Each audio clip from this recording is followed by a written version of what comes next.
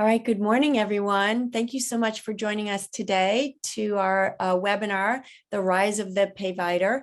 My name is Jennifer Thomas, and I'm Managing Director of Plug and Play Health. I'll be the moderator today.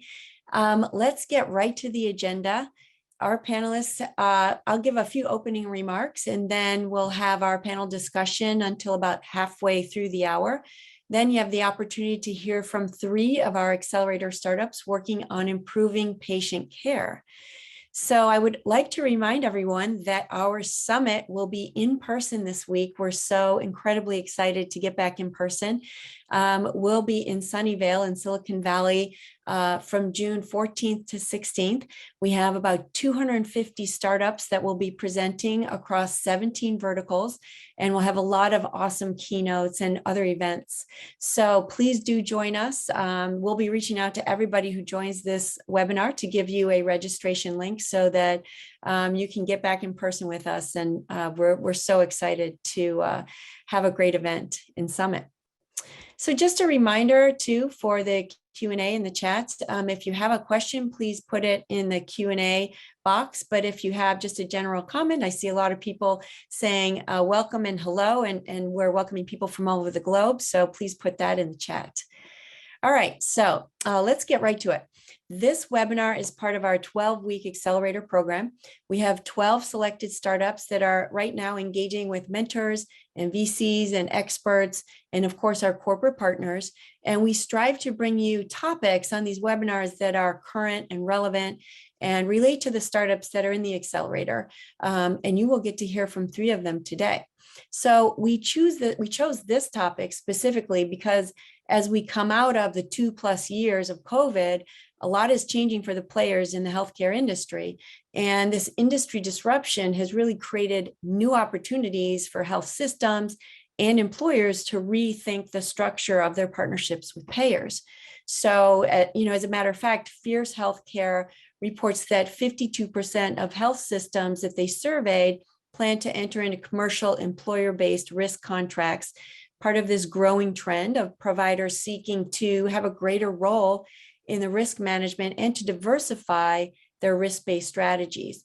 So we're going to talk about the components of that risk management, how this trend arose, where it's going, and how to improve the care for patients.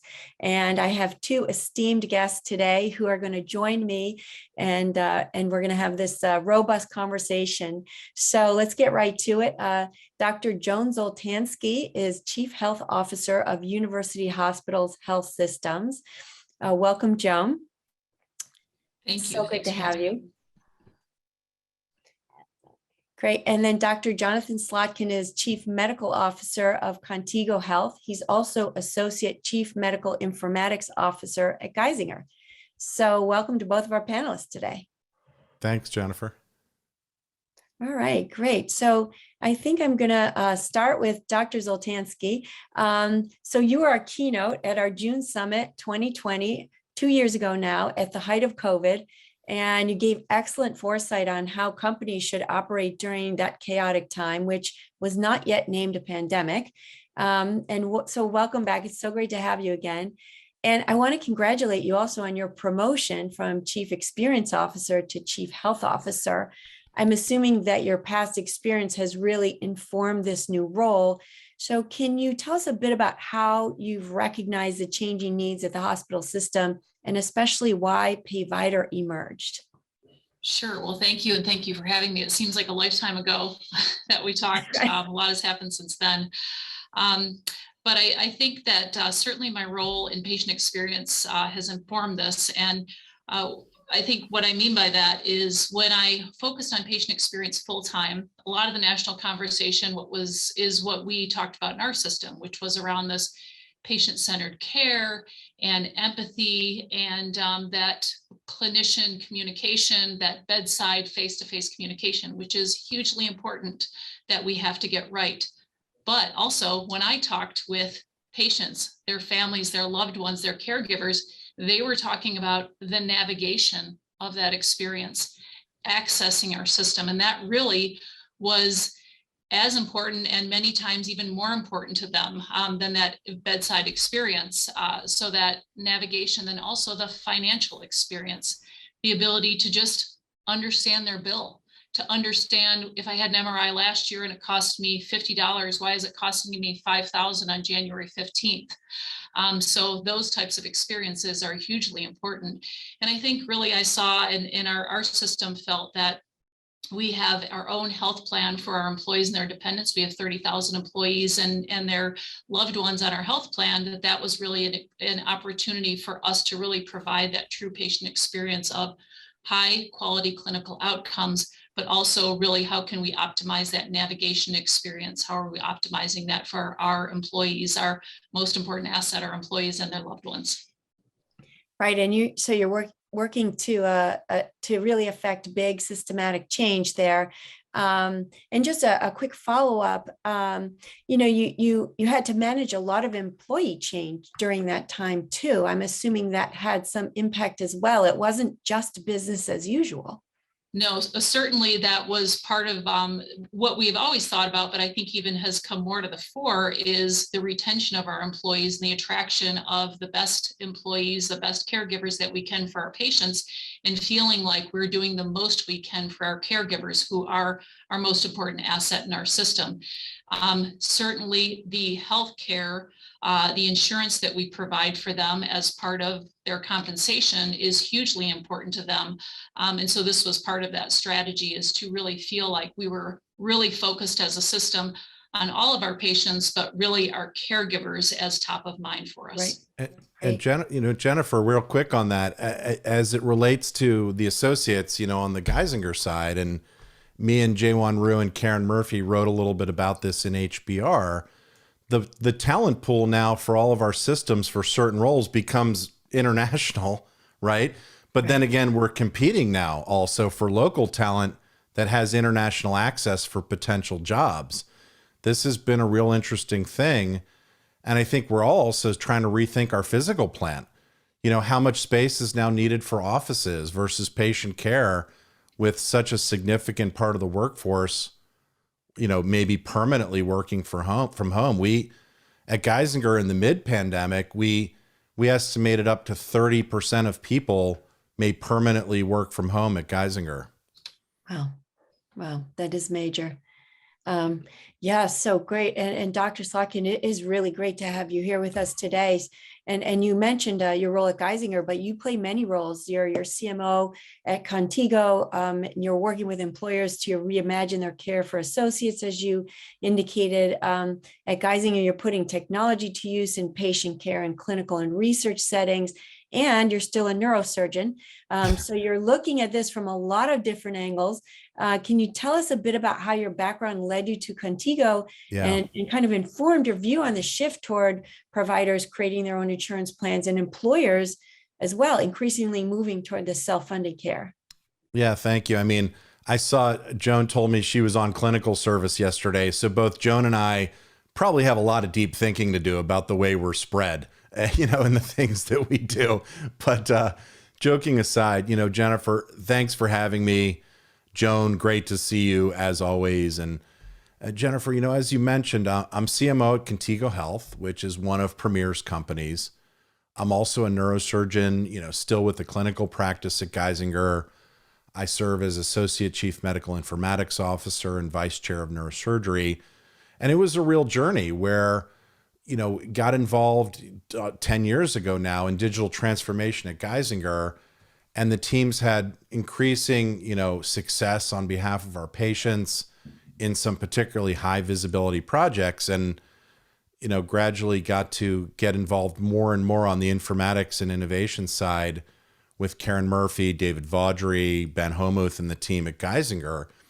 And along the way was operating as a surgeon, a neurosurgeon. And it got to the point where 40% of my practice was Walmart associates flying across the country as part of the destination program.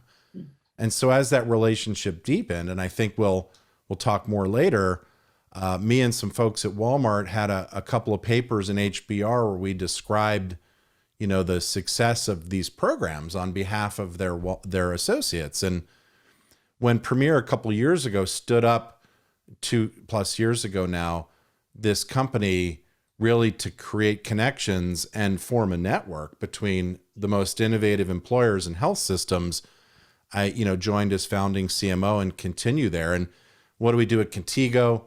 We're probably best known, for our Employer Center of Excellence network, which UH also participates in. And this is where associates from Walmart, Lowe's, McKesson, and other large employers get great care, at UH, Mayo, Geisinger, Virginia Mason, and so many others. But also, and I'll leave it to say, a very large part of what we do at Contigo is that we provide TPA and care management services to moderate-sized employers and also provider-sponsored health plans. And at Contigo, we've grown a lot. And I know many of your listeners are on their own journeys. We're up to about 300 employees now at Contigo. So, Jennifer, thanks for having me. Yeah, sure. That's it's our pleasure.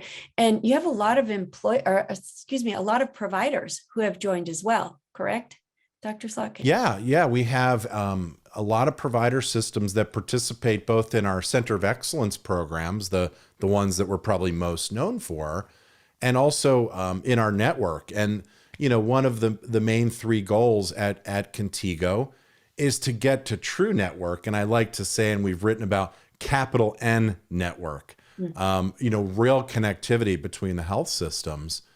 And we've appreciated that many systems, including UH and Joan in particular, have been great partners to us in that work, trying to build this network.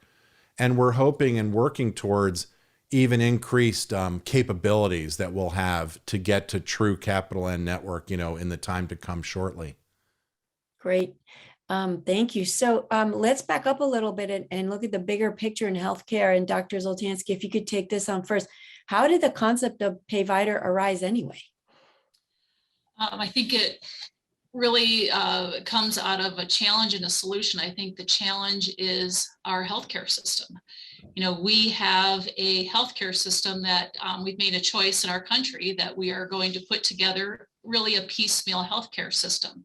And there are certain advantages to that and there are disadvantages to that. And so I think the challenge part of that is you have a healthcare system where the stakeholders are kind of the biggest stakeholders that come to mind are the federal government, employers, insurers, and they don't all have the same strategy and providers are trying to respond to that. And so you get piecemeal solutions. And so some of those solutions are amazingly wonderful. You were talking about the centers of excellence, so amazingly wonderful that they're providing high levels of care, improving the value that people are getting out of their healthcare, but also the healthcare costs in general just going up and up and up. I think if you just look at pharmaceuticals alone, we're spending over $500 billion a year as a country, and it's increasing at 3 times the rate of inflation. Well, everyone knows that's not sustainable. And so then the opportunity, you look at where is the opportunity? What can we solve for?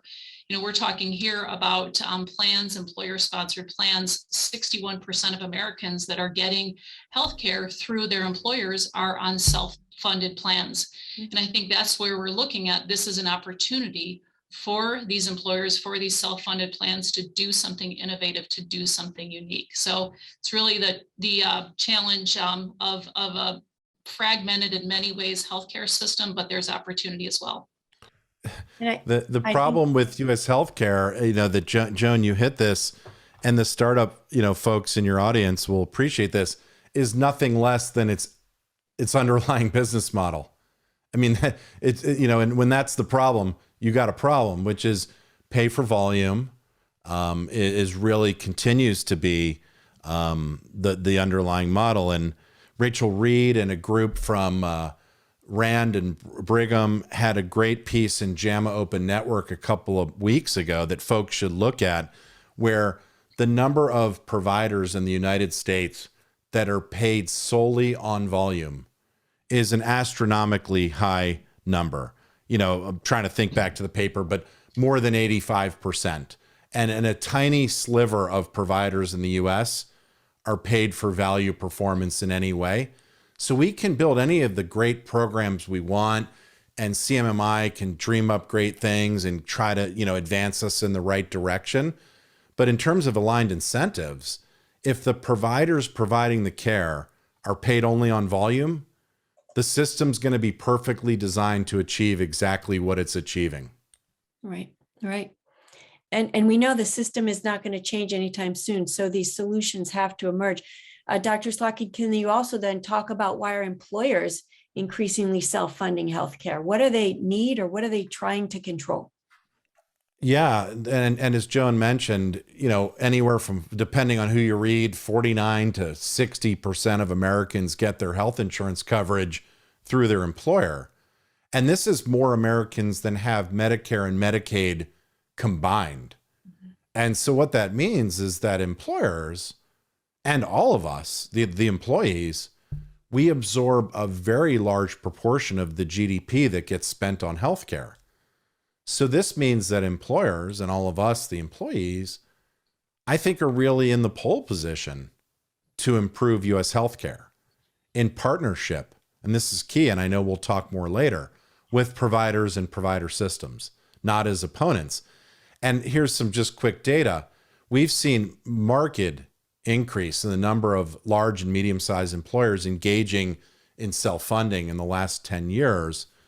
From 2021 Kaiser Family Foundation data, 64% and growing of U.S. employees with employer-sponsored health insurance are in self-insured plans. And an even higher number than that are at least in a partially self-insured plan.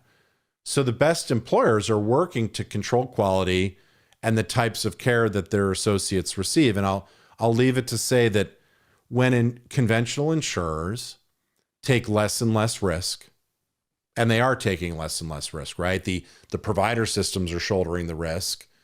The purchasers are shouldering the risk.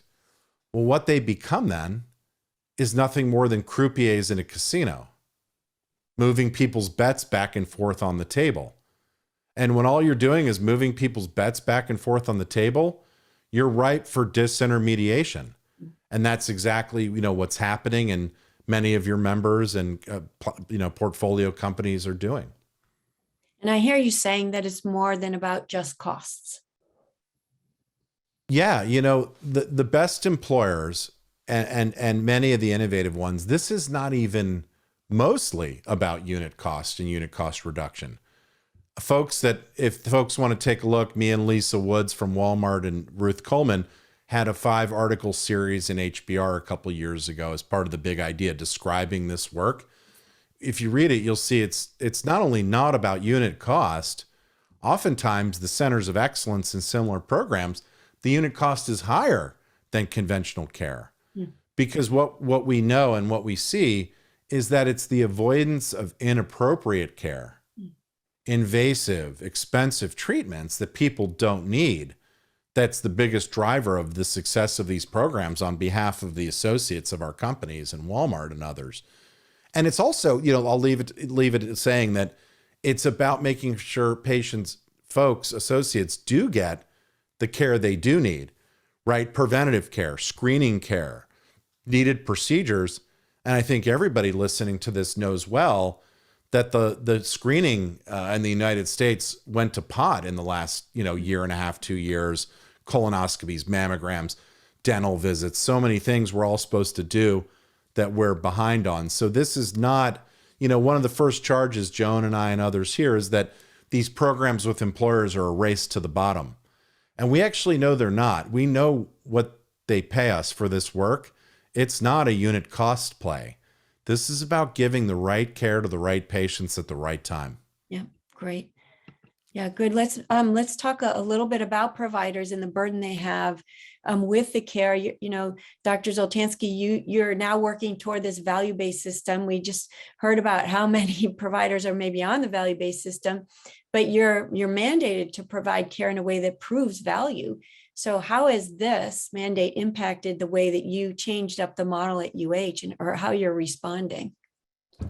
Yeah, we are certainly, that's a big focus for us. If you looked at the use of the word, I think, value in healthcare, how they track baby names, the most common baby names. I think if you track the language, the verbiage in healthcare, value would probably be number 1 or 2 in the past few years.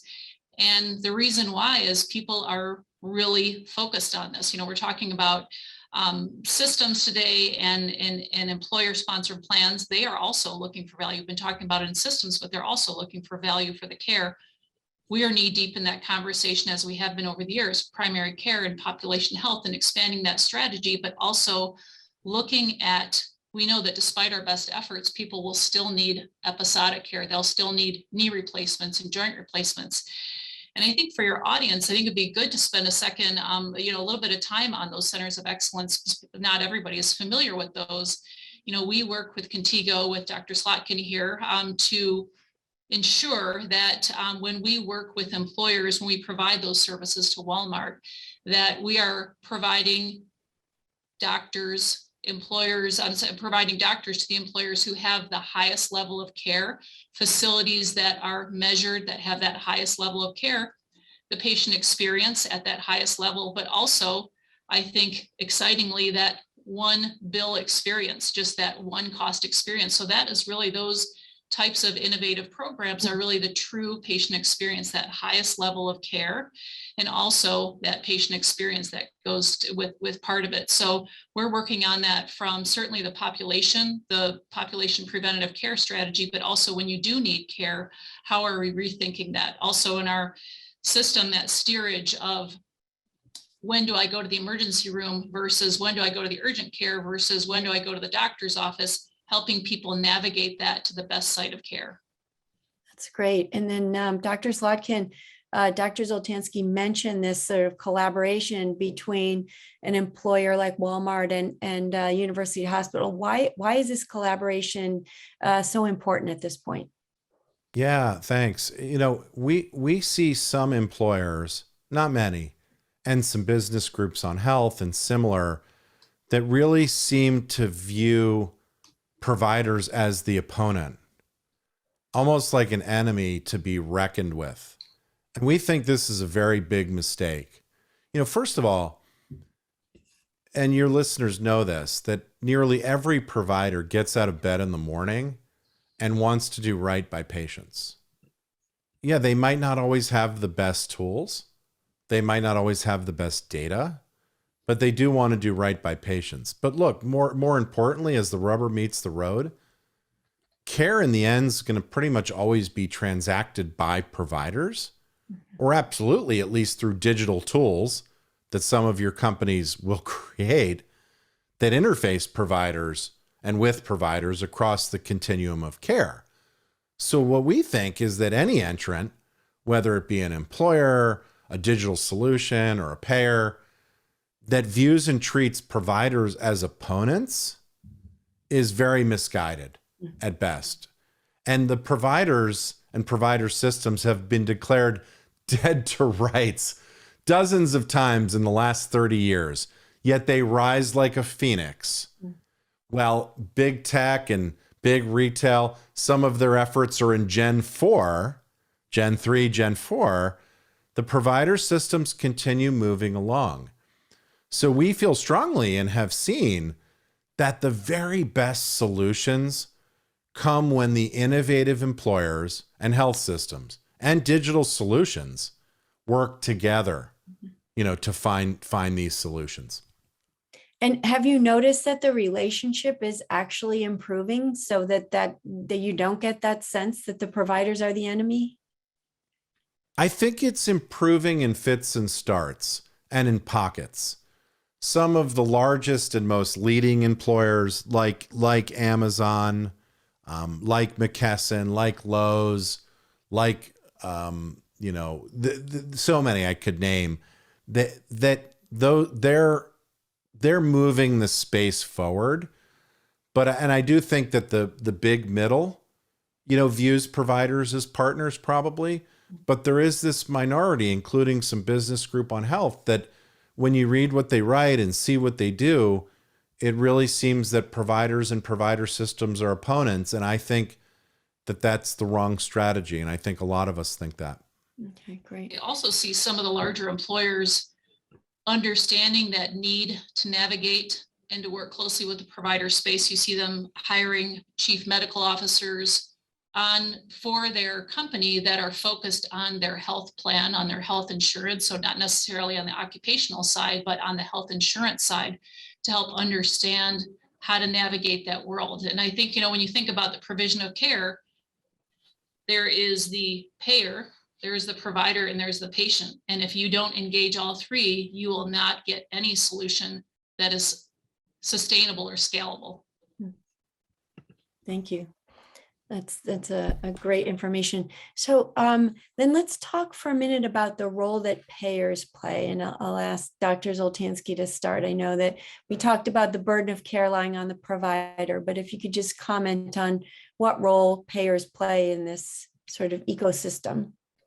Yeah, I think certainly we work to meet payers' needs, and many of them, I think the challenge for us as a provider, there are many, but I think it goes back a little bit to our healthcare ecosystem, how it's fragmented. Not all payers have the same strategy. They're not aligned with the federal government all of the time. So the federal government is a big payer. So when you look at the federal government, you look at commercial plans, their strategies are not all aligned. And so to expect a healthcare system to meet the hundreds, probably more metrics that the federal government has, the hundreds, even more metrics that all the insurance company has, it's not realistic. So I think that alignment needs to happen for any type of impact to happen. And also, they can change at any time. They could have a strategy in Q1 and then a strategy in Q2 that's different, a strategy in Q3 that's different. And I think it's challenging for providers. And that's where working together to understand what is the strategy. And also provider systems have the data, they have the information about what's working clinically. And so to bring those financial pieces, those clinical pieces together to understand what's working and what is lowering cost is really where we'll have great solutions. Very insightful. And Dr. Slotkin, is there a call to action for the payers?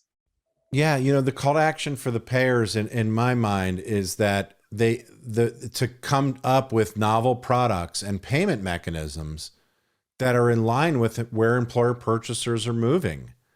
We see more and more employer purchasers moving to self-funded care. And look, we all know some of the conventional payers have tried programs, distinction and things that they try, and they come out as quality and cost programs. But when you look under the hood or you watch them, in the wild for a year or so, they're really programs about cost, not quality. And this gets to something Joan said, or I'm going to abstract something she said, and I hopefully not take it in a direction she wouldn't have agreed with. But I don't think you can tell everything you need to know from claims data alone. And this is a key problem that certain company entrants are making, vendors, certain payers. There are so many problems we could fill your hour with, whether it's attribution, wrong coding, and so many other problems in claims data that particularly disfavor centers like UH, like Geisinger, like Henry Ford, like so many others that take care of our most sick and vulnerable patients, in the United States. And so that provider side data that companies like Premier and others are so enmeshed with in places like UH and others, we do think really has a value. So I think the call to action is that payers need, and they know this, and some are, I'm not telling them anything they don't know, they need to create novel products and move in directions that are truly about quality and not cost, and not just claims-based inferences, but real quality, including at the individual provider level. If you focus on claims-based data, you'll get a solution that's about documentation and coding. If you focus on partnering with the provider, patients, payer, you'll get a solution that provides better care. That should be the headline for this whole webinar. Just throw it up there, what she just said. All right, we will. I'll consult you next time before I name it, before I title it. But also, Dr. Zoltansky, you wanted to mention what we're actually solving for. So you have sort of a formula of components. Well, I think, on a big scale, it's that I think if it's really about the patient, the provider, and the payer all working together. We do that on a practical level. We're working, in the plan as a pilot area, as a test area around plan design, medical care, and then also the pharmacy that we provide. We have some great solutions that I think, I never would have expected if I was just looking at it from the payer side, around using clinical pharmacists to improve care, to engage patients, and to significantly lower costs, including out-of-pocket costs that I think you would never know if you were just looking at it from claims data. So I think engaging those, again, if you are not looking at it from the payer, the provider, the patient, if those three parties are not engaged, it won't work. Sounds like that's what we're solving for. We have to get to the questions and we're running out of time here, but could each of you give me a quick example of what does it look like when the system is working well for patients? What's a patient example? Maybe doctors, go ahead, please.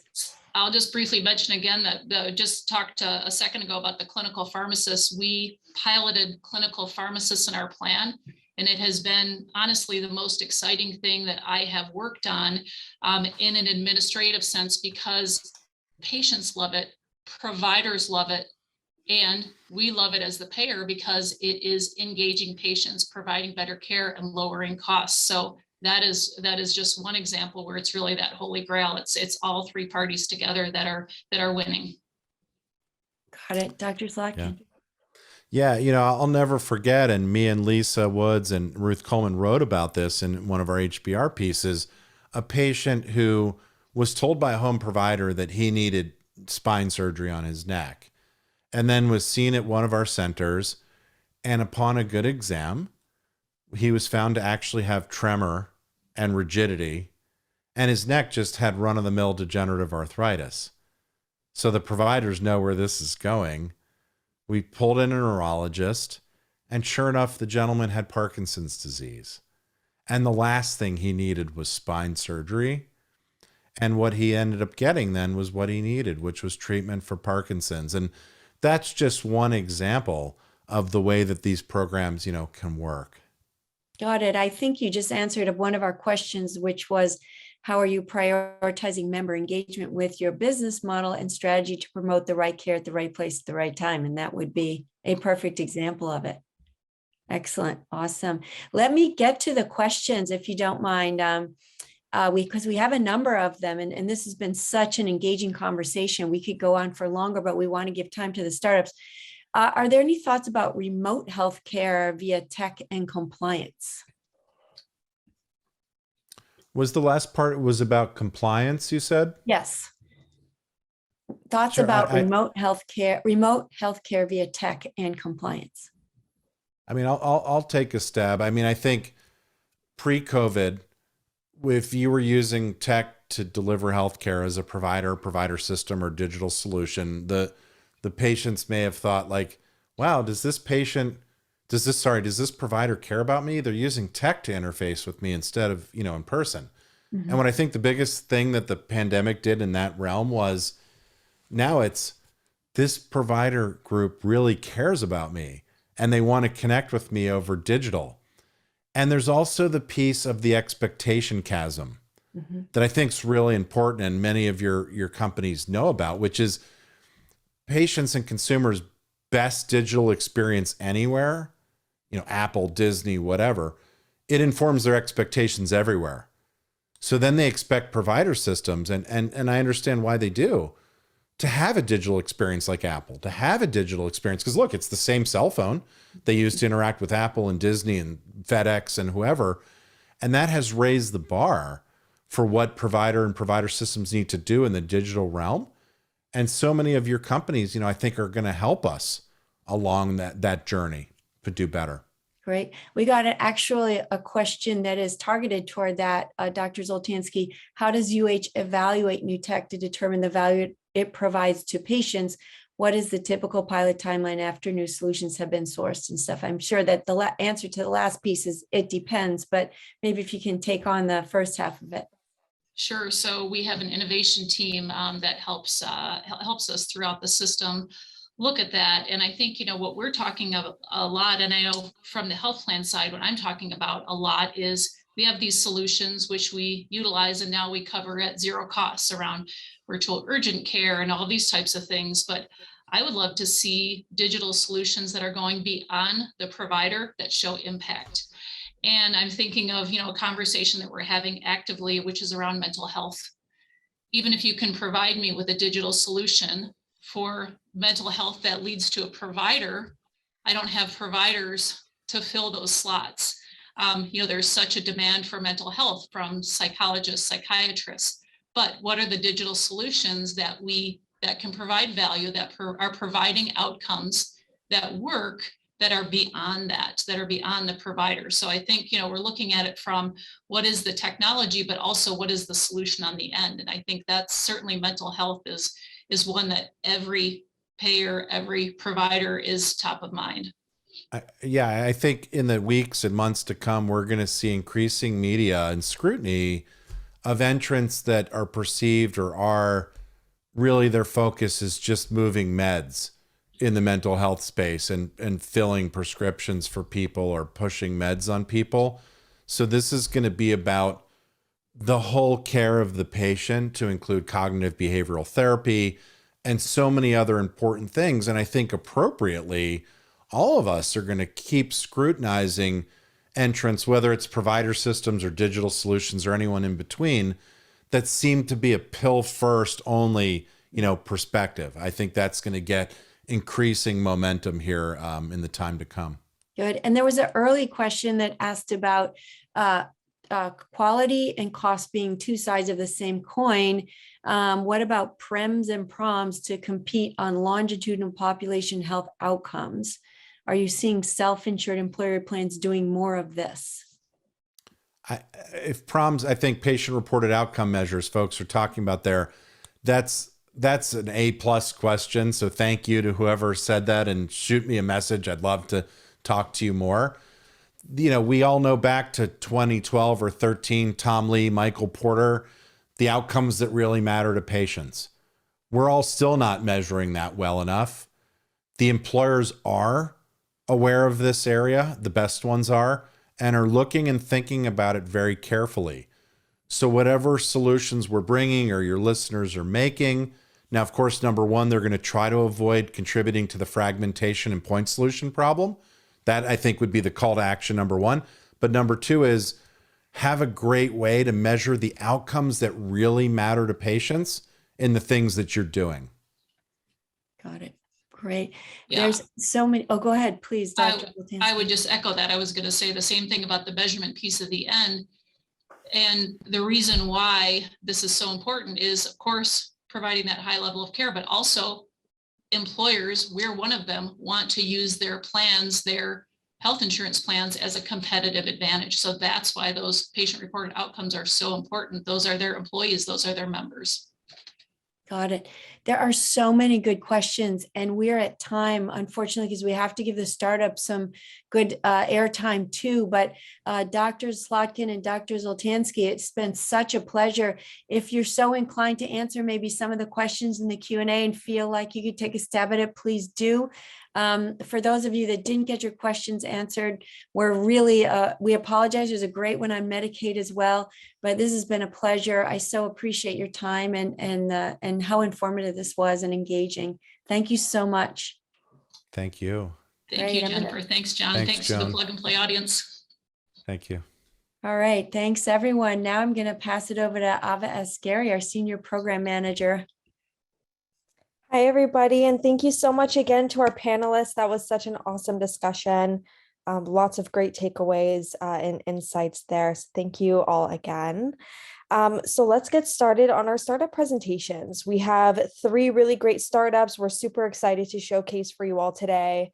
We have Viora, Nourished, and Rosy. Just a few things before we get started with our first startup.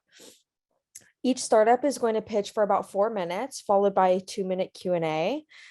So when you're watching these pitches, feel free to drop your questions in the Q&A, and I'm happy to ask the founders and the startups any questions that you have. So let's go to the first startup, Viora. So Viora is a telehealth solution that engages patients with healthcare and wellness protocols at home to improve health and reduce costs of care. So let's go ahead and roll the tape for Viora Health. Thank you for the opportunity to present today. Hi, I'm Debalina Datta. I'm the founder and CEO of Viora Health. Let's start with the story of Sheila. She has diabetes and hypertension, is socially isolated, faces low health literacy, and lives in a food desert. When Sheila visits her doctor, she's prescribed treatment and asked to eat healthy and exercise. But Sheila doesn't have the tools to follow through. She shows up in the ER, causing poor patient experience, poor outcomes, and higher costs. In fact, 70% of patients, just like Sheila, drop off proven programs. On the other hand, SDOH drives 80% of health outcomes. This lack of engagement is costing us billions of dollars in avoidable ER visits, missed doctor's orders, and absenteeism. Introducing Viora Health. Viora is a personalized engagement solution that empowers those who are struggling to manage their health because of these barriers. Our solution is made of software and service, where first we assess individual needs to select candidates. Second, identify barriers. Third, create a personalized program with content strategies and resources. And fourth, offer automated and human support via a case facilitator. The Viora case facilitator typically has a community health background and is trained to use data-driven insights to offer culturally competent support in the patient's own community. Finally, we report SDOH and patient-reported outcomes to providers to close the loop. And we have the outcomes to show for it. While 70% of minorities dropped off evidence-based prevention programs, our retention rate was 88%, or up to 3 times over a 1-year period. We've successfully reduced weight, A1C, and closed gaps in literacy, social isolation, and food insecurity. We've submitted this performance data to the CDC to achieve a full recognition, which gives us access to a CPT code. The addressable market is large at $18 billion, where health systems and health plans will pay us a per member per month fee and an upside payment based on performance.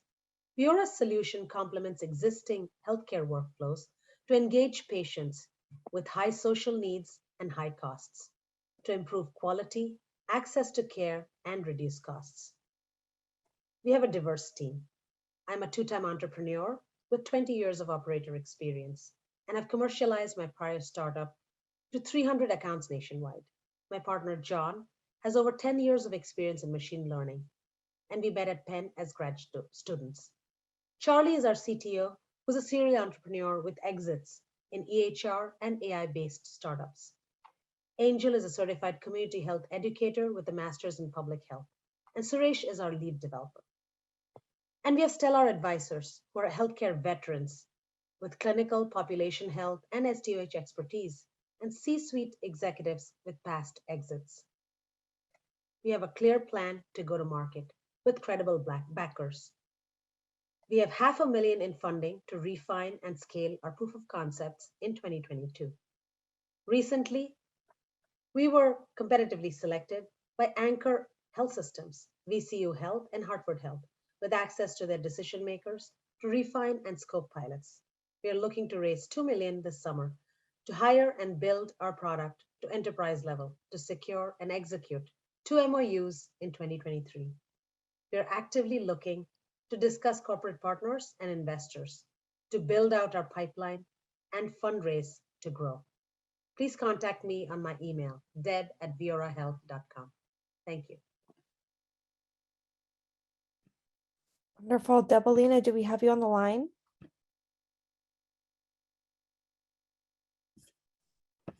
Yes, hi. Hi, how's it going? Good, good. Good. So I have a few questions for you. And again, just as a reminder to the audience, if you have any questions for the startups, feel free to drop them in the Q&A. So first question is, how are you differentiated from your competition? Thank you, Eva, for asking the question, and thank you for the opportunity to present today. Really excited to be part of this plug and play accelerator. I think just in the context of today's conversation with the Payvider trend, there are 2 important trends here. Today's workplace is really diverse. Minorities will make up over 50% of the US population by 2050, And COVID has also influenced the hiring and retention, which is highly competitive, and with a large percentage of workforce being remote.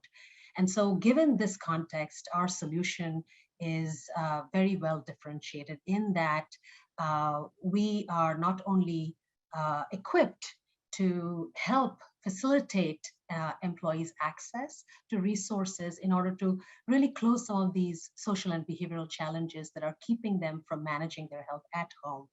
And so as opposed to current solutions where this access is limited and hence employees tend to, particularly minorities, tend to drop off proven programs, we are in fact acknowledging these very challenges and have built our solution to be very simple in the front end and also very sophisticated in the back end to be able to provide that facilitation that's required to empower this population. Wonderful. And we got a question in the Q&A for Viora. Are you integrated with home infusion? Can you elaborate perhaps? I'll wait for them to elaborate. I'll just go to the next question. What are you looking to accomplish with your fundraise? Oh, thank you for asking.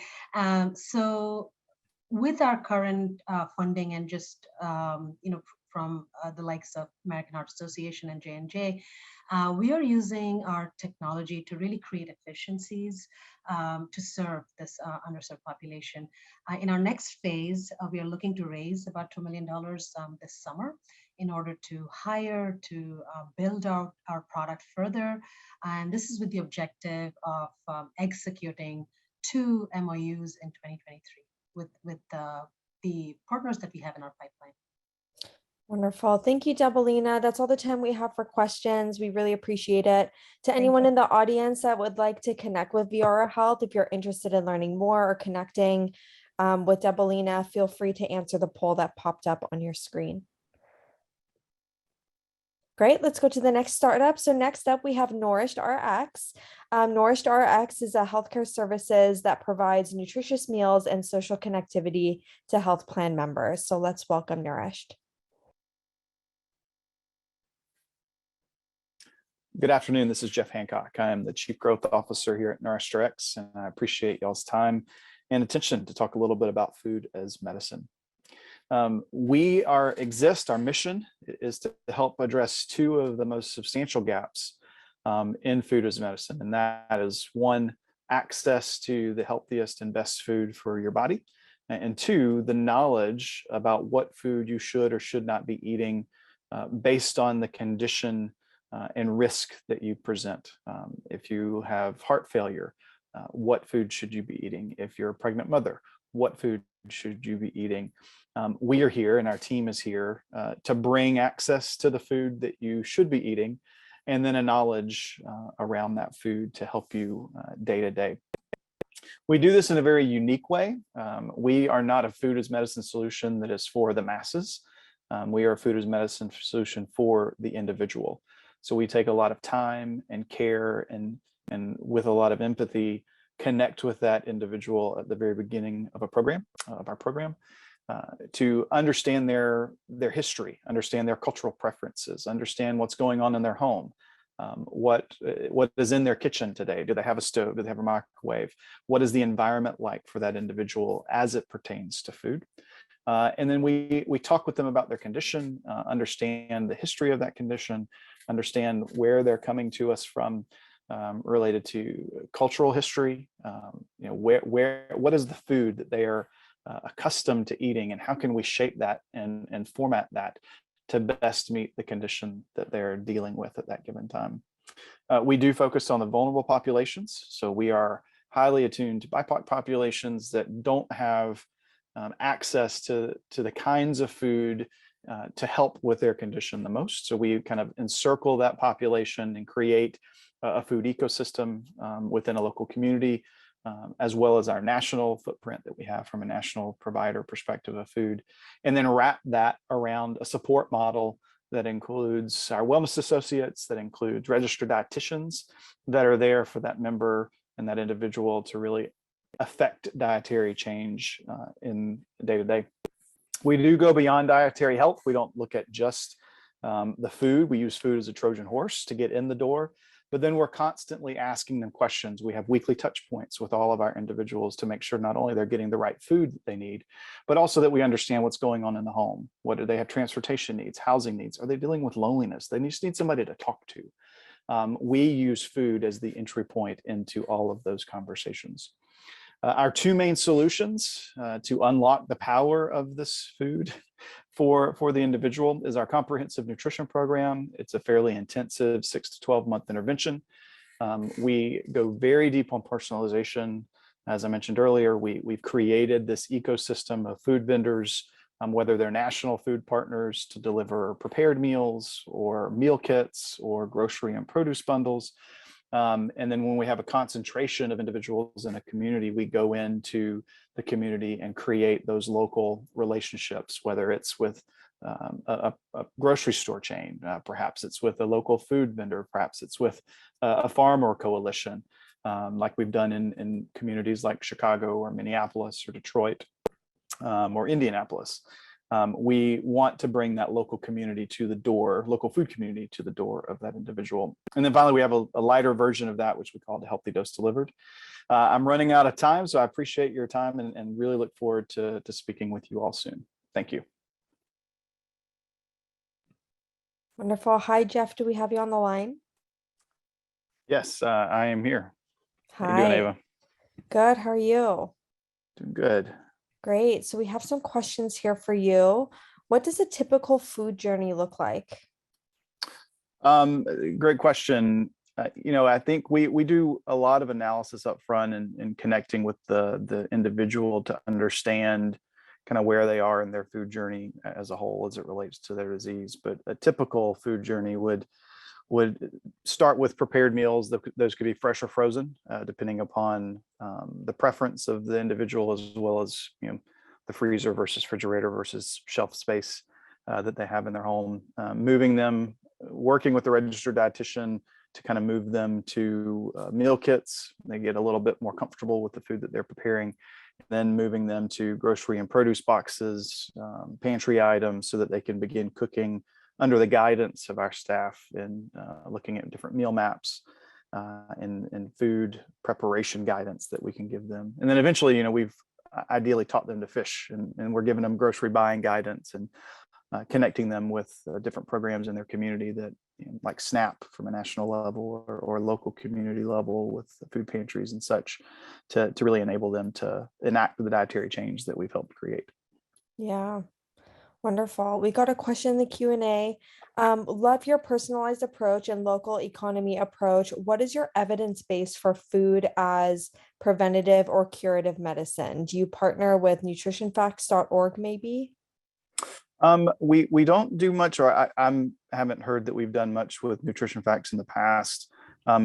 We have incorporated a lot of validated clinical assessments into our weekly connection and weekly touch points that we have with the members. So we're tracking, metrics like CDC on healthy days, CHF, quality of life, UCLA loneliness metrics, and we continue to kind of add to that based on the disease state or the condition that we're incorporating.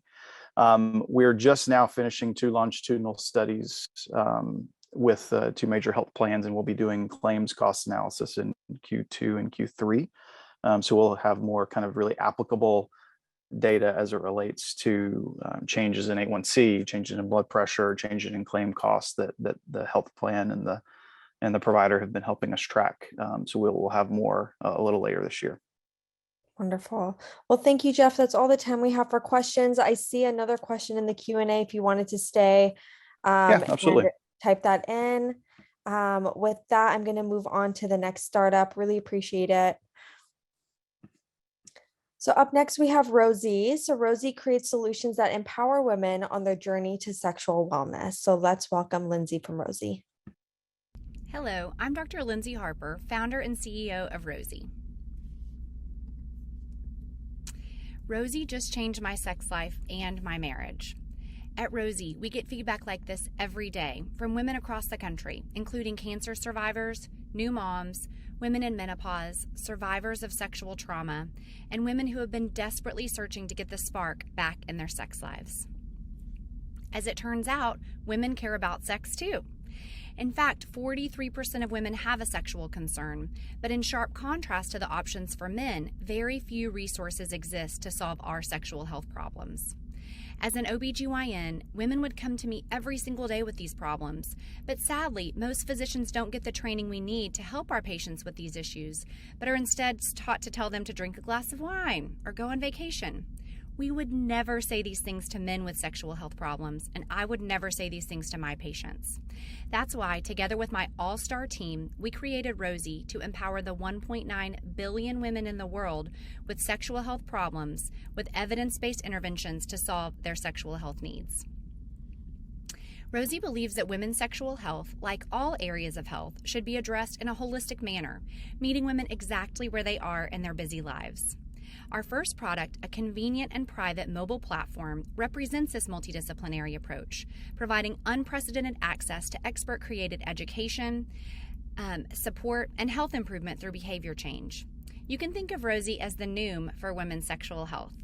Rosy provides a safe and trusted destination where women can access personalized sexual wellness plans and supportive coaching to make real progress on their sexual health goals. Even better than our mission are our results. In a study published in the Journal of Sex Medicine in 2020, Rosy users experienced a statistically significant improvement in all aspects of sexual health. And the more women used Rosy, the more improvement they saw.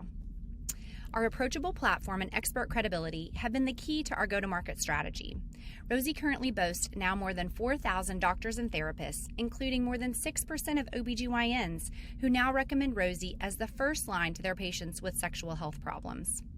Additionally, in a study conducted last year at Cedars-Sinai, Rosy was the only app recommended for women with sexual problems by a panel of their physician experts. Healthcare providers and systems are eager to partner with Rosy to provide these much-needed and efficacious interventions to save time for providers, save money for their patients and payers, and most importantly, improve patient outcomes and satisfaction significantly. In addition to improving lives of providers and patients, Rosy offers unique patient engagement and data opportunities. When a new user onboards onto our subscription-based platform, she answers questions to help us understand her demographic background, her quantitative sexual health score, medical, mental health, and reproductive health questions, along with feelings about sex and health.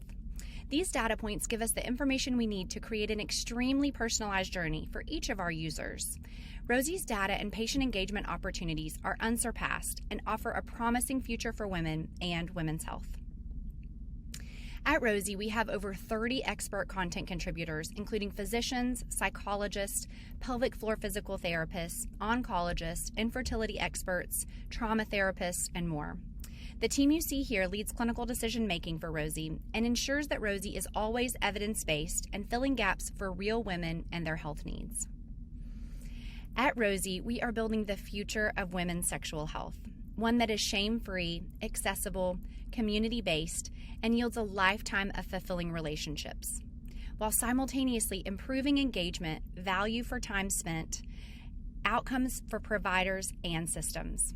Rosy's benefit to patients and providers is a shining example for the use of digital health in a connected, efficient, and efficacious future of healthcare, while at the same time serving an extremely underrepresented and massive group of patients who are only now, through Rosy, able to access the vital resources they have deserved all along. Thank you. Wonderful. Lindsay, do we have you on the line? Yes. Hey, Ava, how are you? Good. How are you? Doing great. Thank you. Good. So a few questions. So first, to the audience, if you see a poll pop up, feel free to answer yes or no if you'd like to connect with Rosy. So let's get on to the first question. What are your plans for the future?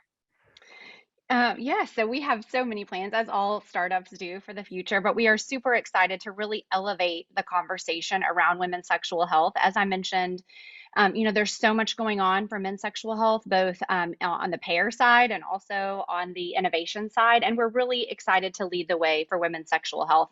As Dr. Slotkin, touched on earlier, we are not pushing pills, and I think that's a major differentiator for Rosy, but instead we are offering daily personalized intervention, incorporating CBT and education and behavior change that we as physicians all know is the missing piece for so many of the medical problems that we're trying to solve.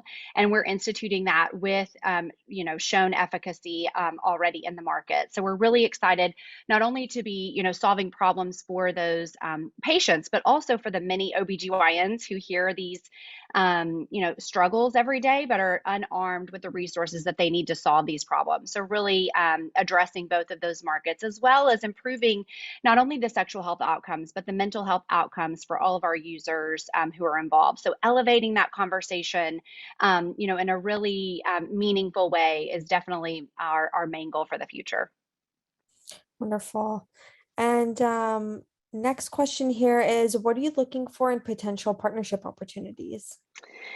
We're looking to partner with organizations who understand that women's sexual health is a huge area of opportunity.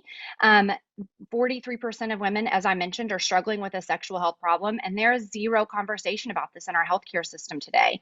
So we want to partner with organizations who are listening to women and who are also listening to their providers. If you ask, even one OBGYN how often he or she hears this complaint, it's going to be regularly, and you ask them the solutions that they have, and they're going to be limited. So we're really excited to connect those dots for physicians and patients, and really prove to payers what the benefits of addressing these very common sexual health problems could be to their many members. Wonderful. And last question here. What's your revenue model? Rosy currently is a subscription-based model. We have monthly subscriptions for our users. There are 3 tiers depending upon the level of intervention and support they desire. Wonderful. Well, that's all the time we have today. Thank you so much, Lindsay. Thank you. I appreciate the opportunity. Of course. Well, that about wraps it up. Thank you everyone for staying with us 3 minutes past the hour. You should see another poll popping up on your screen. Let us know how you liked this webinar. We love hosting these events for you all. If you have any ideas for topics or anything you'd like us to cover in the future, we'd love to explore that.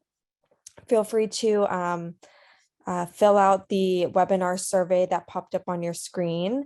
Again, as Jennifer mentioned earlier, we have our June summit coming up, June 14th through 16th, and we'd love to extend the invitation to everybody here. So if you're interested, feel free to email myself or Jennifer, and we're happy to send over the registration link. And with that, we thank you everyone again for joining us, and have a great rest of your day and a great rest of your week. We'll see you soon.